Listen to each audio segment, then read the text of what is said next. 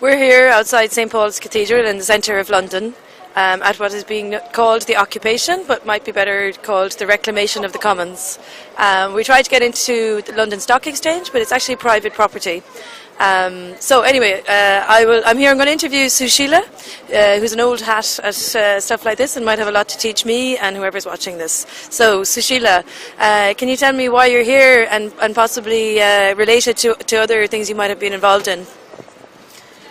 I'm here having attended protests against road building, against banks, against anything that represents major corporate interests, really, when it comes to railroading the rights of the rest of us. I believe that what we are facing at the moment is not a recession, nor a double-dip recession.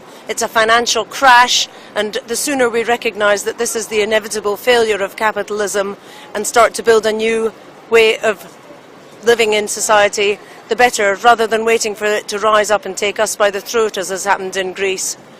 So do you think the people here are just ahead of the game then? Or are they bringing about the end of the game?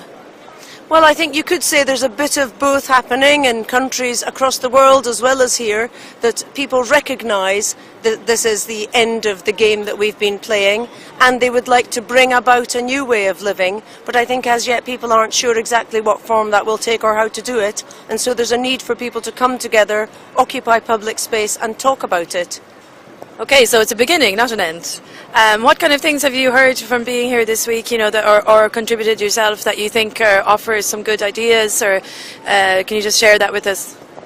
Well, the first good idea, as far as I'm concerned, is simply to occupy public space, and that's what I believe this is. I don't believe that we should have a concept of private space when it comes to out-of-doors, large pieces of public space, and I think we're gradually losing that in this country. We're losing the democratic right to assemble freely in large public spaces, and that's something that we need to definitely hold on to, or we will lose it forever. Okay, thank you. And anything else that you've heard, or do you think that's enough in itself for here, or what kind of things have do you think people are putting forward here? Well, people are putting forward the idea of a leaderless future.